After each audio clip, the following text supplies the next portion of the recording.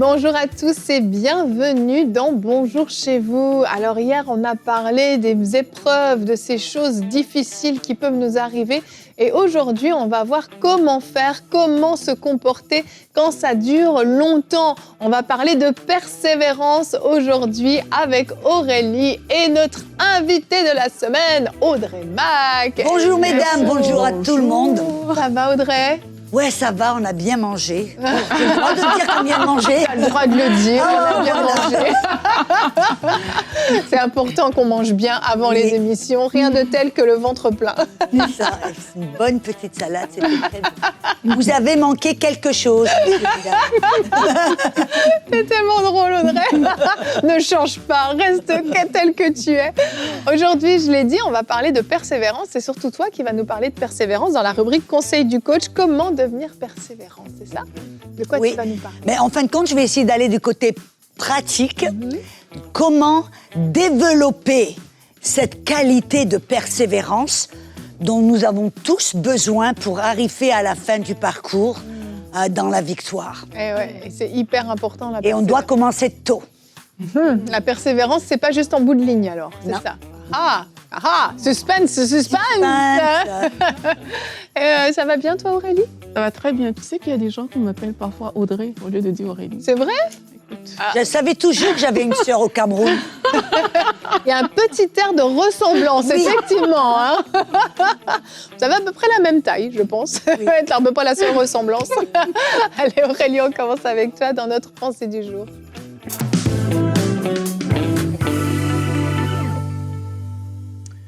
L'un de mes versets préférés quand il s'agit de parler d'épreuves qui durent longtemps, c'est dans le psaume 30 au verset 5, dans certaines traductions, dans certaines versions, c'est au verset 6. La Bible dit « Le soir arrivent les pleurs et le matin l'allégresse ». Le soir, c'est quoi ? C'est une période difficile. C'est ce que les gens parfois vont appeler le désert. C'est qu'on espère sortir de cette situation à tout prix. On se présente devant Dieu, on lui dit « Jusqu'à quand, Seigneur, cette situation va perdurer ?» Et parfois, peut-être même vous qui nous écoutez, vous êtes dans cette saison où vous dites « Seigneur, j'en ai marre, il faut vraiment que ça change ». Mais la Bible te promet que même si tu es en train de pleurer aujourd'hui, il y a une période aussi dans la vie qui s'appelle le matin. Et le matin, il y a des chants d'allégresse. C'est le jour où vraiment ce que tu espérais depuis tant d'années arrive enfin.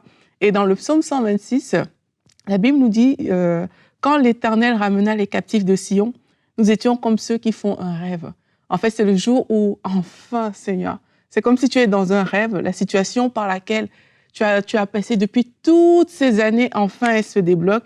Et il dit, alors notre bouche était remplie de cris de joie et notre langue de chants d'allégresse. Et alors on disait parmi les nations, l'Éternel a fait pour eux de grandes choses.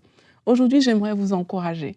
C'est qu'au lieu de vous morfondre, alors que vous êtes en train de passer peut-être par une situation difficile, je vais vous encourager à garder la bonne attitude pendant l'épreuve. Il y a une bonne attitude à avoir. Et la Bible en parle dans Jacques au verset 1. La Bible dit « Mes frères, réjouissez-vous lorsque vous passez par toutes sortes d'épreuves ou de tentations. » Là, je lis dans la version Parole vivante. « Estimez-vous heureux. Elles sont pour vous l'occasion d'accéder à la joie parfaite. Vous savez bien que si votre foi est mise à l'épreuve et si elle tient bon, elle développera votre endurance. Mais pour que vous parveniez à une pleine maturité spirituelle, il faut que l'épreuve achève son œuvre sans que votre constance se relâche, que votre patience se manifeste dans toute votre conduite et s'accompagne d'actes parfaits. Donc ici, on est en train de dire quelque part qu'il y a un fruit que l'épreuve va produire dans notre vie. Et ce fruit, c'est un fruit de patience, c'est un fruit de maturité spirituelle. Il y a plusieurs choses qui vont se passer si on choisit d'avoir la bonne attitude. Joseph a eu la bonne attitude. Il a été vendu par ses frères, il a connu l'esclavage, il a été en prison. Et pourtant, alors qu'il était dans toutes ces étapes-là, c'était long. Mais la Bible dit qu'un jour, alors qu'il a été sorti de prison pour aller voir le pharaon, sa vie a complètement changé. Il est devenu le premier ministre d'Égypte. Il a eu un soir, il a eu également un matin. Et c'est ce qu'on vous souhaite aujourd'hui. Il y a un soir, mais il y a aussi un matin. Alors, persévérez, car Dieu est fidèle et il tient ses promesses. Amen. Merci Aurélie. Ben, je nous emmène tout de suite dans notre verset du jour. On va aller dans Romains 5 au verset 3 et 4. Mieux encore, nous tirons fierté même de nos détresses, car nous savons que la détresse produit la persévérance conduit à la victoire dans l'épreuve, et la victoire dans l'épreuve nourrit l'espérance. J'aime bien cette version aussi, on se fait des petits changements de version aujourd'hui, Aurélie, mais j'aime bien cette version qui nous parle de cette victoire dans l'épreuve et de notre regard en fait sur l'épreuve. Tu l'as dit dans ta pensée, notion de réjouissance dans l'épreuve. Ça paraît un petit peu contradictoire quand même. Ouais, je suis éprouvée, ouais, je souffre. Bon, on est d'accord que c'est difficile d'avoir ce niveau-là. Mais c'est cette notion, comme tu le disais, de ce regard qu'on peut avoir sur l'épreuve, de se dire, en fait, je traverse cette épreuve, Dieu n'en est pas l'auteur, Dieu ne m'envoie pas le malheur, ne m'envoie pas la maladie, la détresse, etc. Dieu n'en est pas l'auteur, mais Dieu est capable de le transformer en bien et d'en sortir du bon, en fait. Et si mon attitude est bonne, et on a vu la bonne attitude à avoir dans les moments difficiles dans l'émission d'hier, avec toi Audrey, si mon attitude est bonne, j'ai cette assurance que je sors triomphante de cette épreuve. Maintenant, qu'est-ce qui va en ressortir de bon? Est-ce que je vais juste souffrir pendant une période? C'est bon, c'est terminé, puis ça s'arrête là. Non, parce que Dieu est bon et Dieu est capable, comme je le dis, de transformer le mal en bien et d'en ressortir même quelque chose de bon qui va m'être utile pour la prochaine épreuve qui va arriver, qui va faire que la prochaine pourra durer moins longtemps, que je serai davantage combative, que je saurai exactement comment me positionner, quelle attitude avoir. Et en fait, mine de rien, c'est une formation qui se fait dans la difficulté, dans l'épreuve. Mais encore une fois, je veux préciser que ce n'est pas Dieu qui est l'auteur de ces moments-là. Parce que des fois, on fait un petit mélange quand même. Oui. Mais le fait aussi, ce qui est intéressant, c'est même de savoir ce qui nous encourage, qu'on peut avoir cette position de se réjouir. C'est de savoir, on en a parlé, qu'on sait qu'en Christ, on a déjà la victoire. La bataille a déjà été gagnée, donc c'est déjà un point de notre côté. Mais de savoir aussi que quand on choisit de l'aborder avec joie et de se réjouir, parce que Dieu prend ce que l'ennemi fait pour le mal, il le tourne pour le bien, et ça en devient un témoignage, ça en devient quelque chose de puissant. Et on devient cet épître vivant. C'est-à-dire que tout d'un coup, face aux autres, on est la preuve que Dieu est bon. On est la preuve que Dieu prend le mal et le tourne en bien. On est la preuve, parce qu'on peut en parler toute la journée, et les gens disent, ah oui, ça devient un peu du théorique, mais on est le côté, on dit non, regarde-moi, j'étais attaquée avec ceci et cela, et je dis toujours, même j'en parle souvent de mon témoignage, quand j'étais attaquée avec le cancer des os, et la parole que j'ai entendue dans mon salon ce soir-là, parce que à ce moment-là, bombardée avec tu vas finir dans un fauteuil roulant, tu vas mourir, tu vas jamais plus prêcher, tu vas jamais être, tu vois, tous ces trucs qui viennent. Mais seulement c'est réjouis-toi, car ce que l'ennemi a fait pour le mal, ça va devenir ton plus grand message. Et les gens me demandent comment es-tu arrivé dans le ministère de guérison, au travers d'une attaque, que j'ai choisi de me réjouir face à ça. Et c'est vrai, le Seigneur l'a pris et c'est devenu mon plus grand message. C'est énorme. Et on peut voir aussi ce genre de choses quand Jésus a ressuscité Lazare. Jésus apprend que Lazare est malade. Jésus pourrait partir tout de suite et venir guérir Lazare qui était encore en vie à ce moment-là. Non, il va laisser passer quelques jours. Et quand il apprend que Lazare est mort, il va dire c'est pour la gloire de Dieu. Tu te dis, mais en quoi une mort peut être à la gloire de Dieu? Il y a quelque chose qui ne colle pas. Mais parce qu'il sait déjà le fruit de cette résurrection. Cette mort n'est pas définitive, il dort. Il va dire même il dort, et les disciples ne comprennent pas, mais il dort ou il ne dort pas? Bon, il va leur dire vraiment, ils sont morts, il est mort en fait. Il capote, il est mort, mais je vais le réveiller de la mort. Et en fait, on voit l'importance aussi de la puissance du témoignage. Guérir un malade, c'était fort, mais ressusciter un mort, c'était encore plus fort, encore plus puissant, encore plus grand. Et encore une fois, on voit comment le Seigneur a pu se glorifier dans cette situation et laisser un témoignage partout. Tous ceux qui ont entendu cette histoire ont été bouleversés. Jésus avait ressuscité Lazare quand même. Les gens s'en sont souvenus. Ouais, en tout cas, c'est dans la même logique. C'est pour ça que j'aime beaucoup l'histoire de Joseph dans la Bible que j'ai citée dans ma pensée du jour. Parce que tout au long de ces épreuves qui sont quand même longues, il a quand même gardé une bonne attitude. Tu vois, il aurait pu devenir aigri, méchant vis-à-vis de ses frères et tout. Il aurait pu accuser à longueur de journée la situation, etc. Mais Dieu, on voit, c'est ça, mais on voit quand même que son attitude est positive. Tu vois, moi, je me dis, il est en prison, et puis il y a 2 personnes qui ont fait un songe. C'est quand même un songe qui l'a amené en prison, là. C'est parce qu'il a rêvé des choses, qu'il a parlé. Il aurait pu se dire, mais oui, si je suis ici, c'est parce que voilà. C'est rien du tout. Voilà. Mais il a gardé une bonne attitude tout le long. Et il a dit à ses frères, comme tu disais, le mal que vous avez prévu de me faire, Dieu l'a changé en bien. Amen. Donc, je crois que les épreuves vont arriver, qu'on le veuille ou pas, mais c'est nous qui choisissons notre attitude dans l'épreuve. C'est nous qui choisissons de comment est-ce qu'on va passer cette épreuve-là. Est-ce que je choisis de faire comme la parole le dit, de me réjouir en sachant, comme Audrey a dit, qu'il y a la victoire au bout, ou alors est-ce que je choisis de me plaindre, de critiquer, de morfondre, de me dire, de ressasser peut-être le mauvais? C'est à nous de choisir, et on doit se servir de la parole de Dieu pour faire les bons choix, pour dire, OK, quel que soit ce par quoi je passe aujourd'hui, mais je vais choisir la foi, je vais choisir la joie, je vais choisir de regarder à la fidélité de Dieu, je vais choisir de me dire que même si je ne vois rien comme Abraham, espérant contre toute espérance, je choisis de croire, je choisis de me fortifier. Oui. Donc le choix, il est vraiment à nous, et notre attitude, prenons exemple des personnes comme Joseph. Clairement.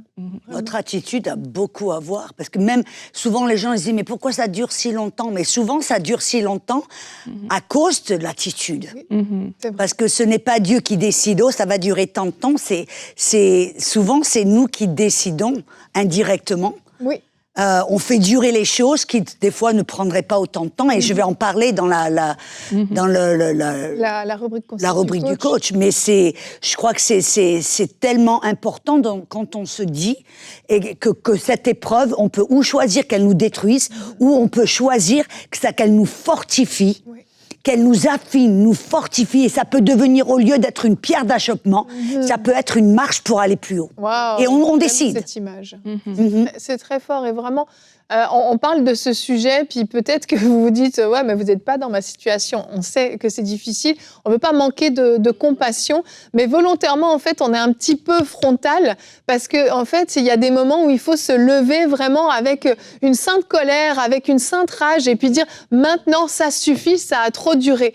Et volontairement, on secoue un petit peu, puis on essaye de changer un peu le regard sur l'épreuve. Ça ne veut pas dire que c'est facile, ça ne veut pas dire que ça fait pas mal, ça ne veut pas dire qu'on souffre pas, mais en fait, en changeant son regard, au lieu de s'apitoyer, au lieu de sombrer, en fait, au contraire, on lève la tête jusqu'à être assez fort pour commencer à déclarer ces paroles de foi qui vont faire toute la différence. Donc, notre attitude est volontaire. Je veux pas que vous vous sentiez offusqués, parce qu'on a conscience que certains d'entre vous, vous souffrez, et vous souffrez depuis longtemps. Et le but, c'est pas de vous juger, de pointer du doigt peut-être ce qui a pu se passer avant ou après. Là, on vous parle de maintenant et on vous parle de demain. Comment la situation peut évoluer, comment la situation peut changer. Alors, je vous invite à garder le cœur ouvert, alors que Audrey va pouvoir commencer sa rubrique, parce qu'il y a des clés au niveau de la persévérance qui vont vous aider, j'en suis convaincue. Donc, Audrey, si tu es prête, on peut commencer avec notre rubrique Conseil du coach.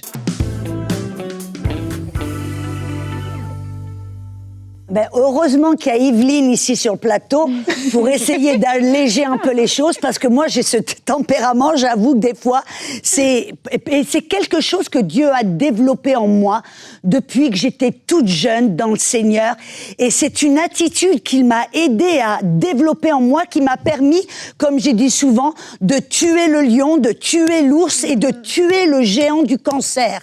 Et c'est cette qualité, ou c'est cette persévérance que le Seigneur m'a enseignée petit à petit au cours des années, qui m'a aidé à surmonter tous les affronts, toutes les attaques.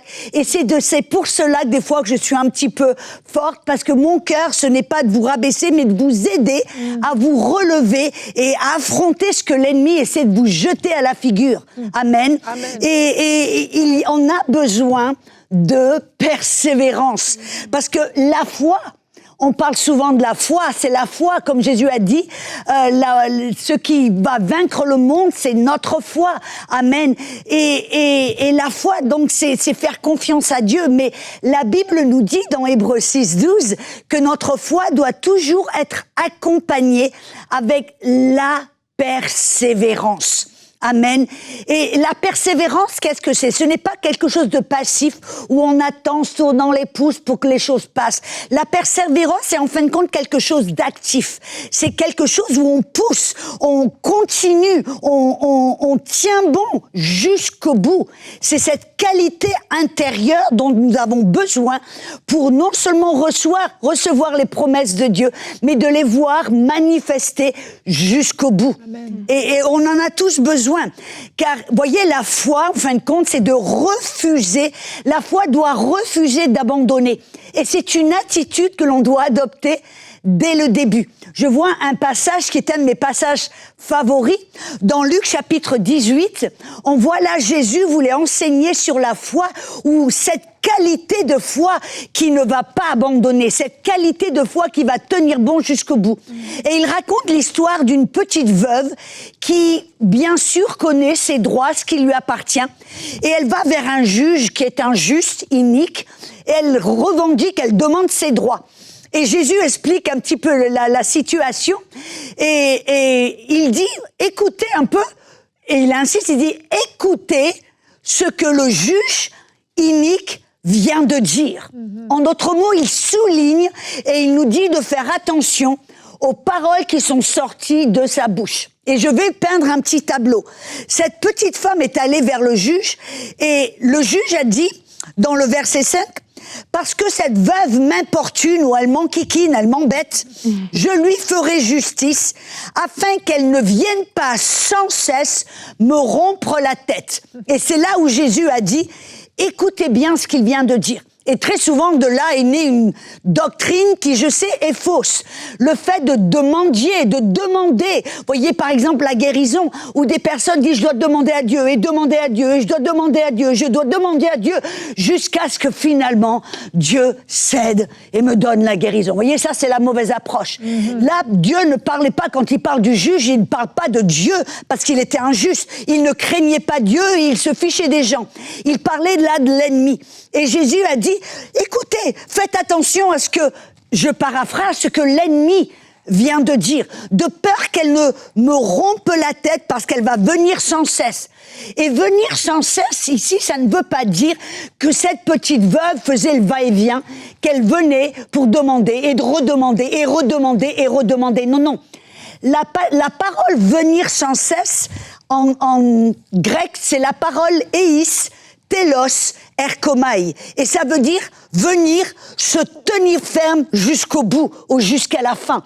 Et c'est de ça que Jésus parlait. Il dit, écoutez ce que le juge vient de dire, de peur qu'elle ne vienne, qu'elle se tienne ferme et qu'elle ne va pas abandonner jusqu'au bout, jusqu'à ce qu'elle obtienne ce qui lui appartient.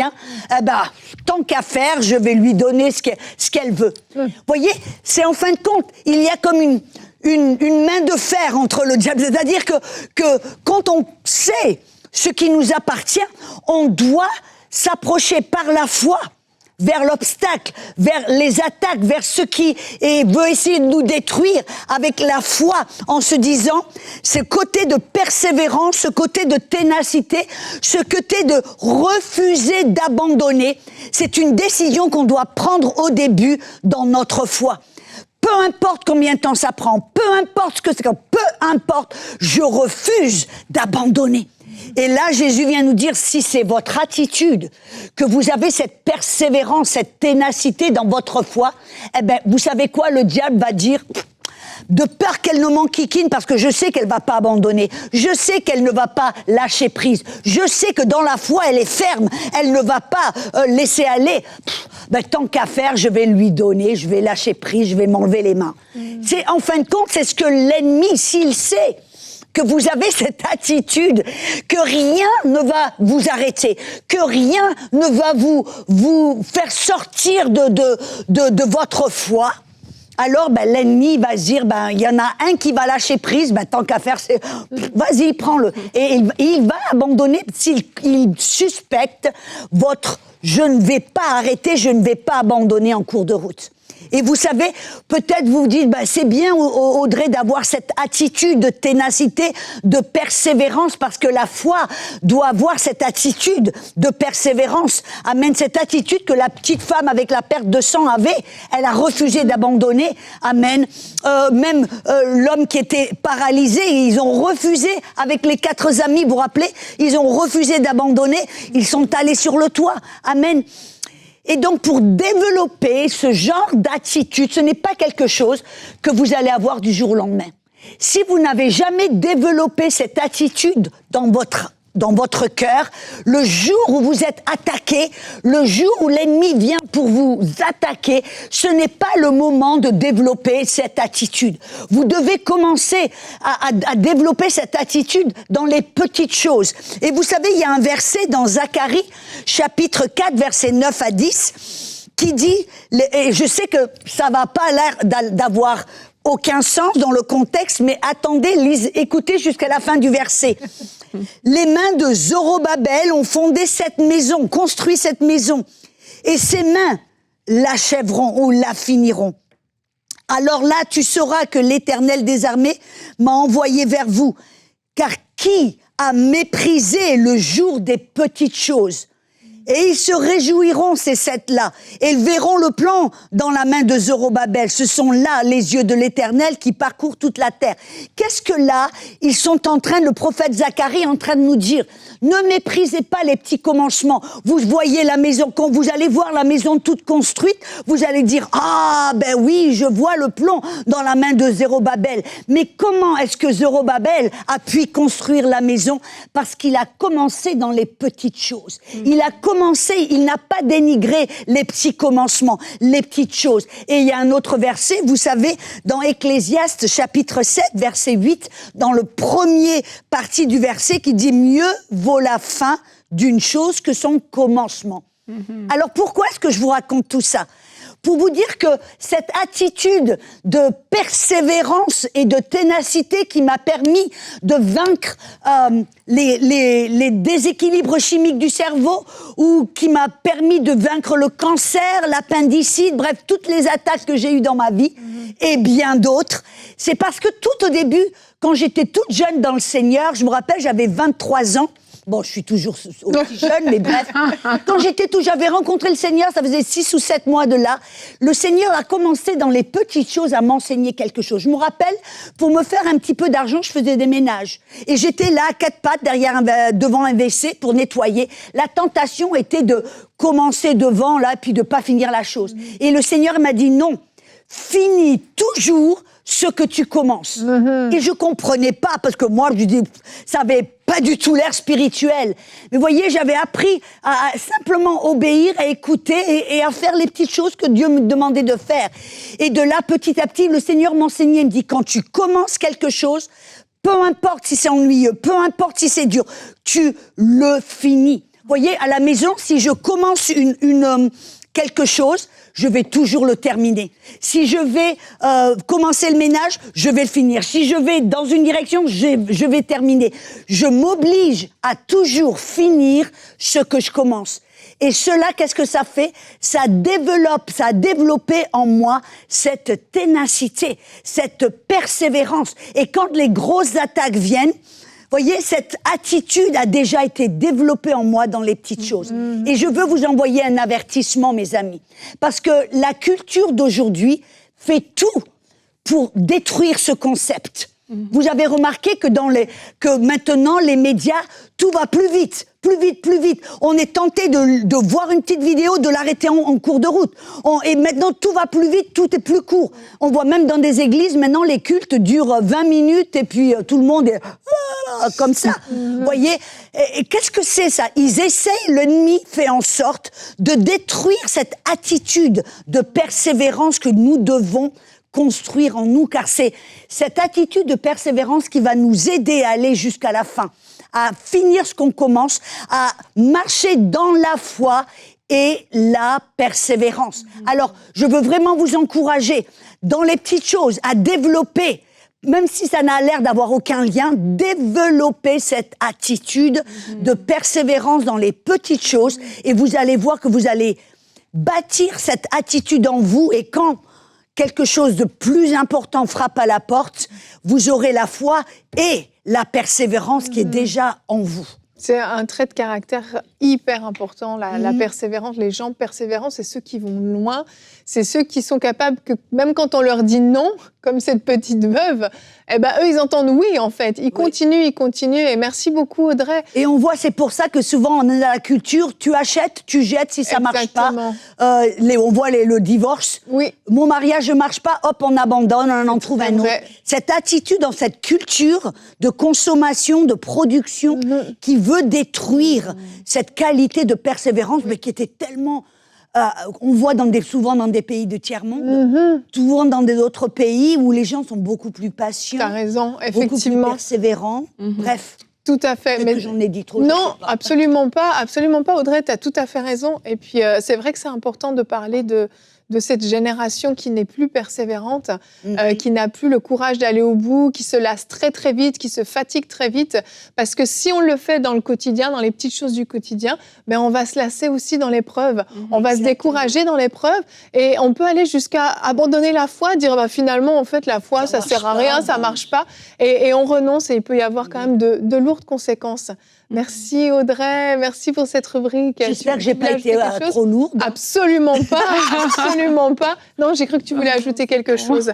Non Audrey, tu n'as pas du tout été trop lourde, tu ne l'es jamais, voyons. Non, j'aime ton zèle en fait, ne change pas ça. On le voit même dans ma façon de partager. Oui, t'es passionnée et t'es passionnante. C'est la vie et la mort qui sont vraiment dans cette qualité. Souvent. Oui, vraiment, vraiment. Et c'est essentiel. Et puis, je crois que quand on parle de longues attentes, d'épreuves qui durent longtemps, eh bien, on ne peut pas aborder la persévérance juste du bout des lèvres. Il faut aller en profondeur parce que c'est nécessaire dans ces moments-là. Donc, non, merci Audrey, vraiment merci pour toute cette belle semaine qu'on a passée ensemble. On aurait voulu te garder un petit peu plus. Mais on sait que tu reviens. Oui, toi, tu reviens souvent et on aime ça. Merci d'avoir été avec nous, d'avoir donné tous ces enseignements de qualité. C'était vraiment très, très riche. Audrey, Je crois que vous avez aimé aussi, Audrey. Vous pouvez le dire dans les commentaires. Si vous avez aimé cette belle semaine avec Audrey, dites-le nous si vous nous suivez sur YouTube. Et si vous n'avez pas aimé, ne le dites pas. Non, effectivement. Abstenez-vous. Mais vous savez déjà, parce que nos téléspectateurs, ils sont bien. Ils disent que des choses gentilles et on vous aime pour ça. Allez, demain, on se retrouve. On va faire une petite suite à aujourd'hui. Quand on parle de longues attentes, on peut penser à de l'infertilité. Et demain, c'est une émission qui vous est dédiée pour tous ceux qui n'ont pas encore pu avoir d'enfants. Couple infertile, comment gérer l'attente? Donc, tout ce qu'on a dit aujourd'hui est bien sûr essentiel dans ce contexte-là aussi, mais demain, on sera spécifique pour vous. Et nous aurons une rubrique C'est mon histoire. C'est pasteur Mamina Loumande qui nous a raconté comment, de stérile, elle est devenue mère de 4 enfants, famille nombreuse. Oui, il n'y a que Dieu qui peut faire ça. Merci d'avoir été avec nous et merci encore Audrey. Merci. À bientôt. Je vous aime. On t'aime aussi. Allez, bonjour chez vous.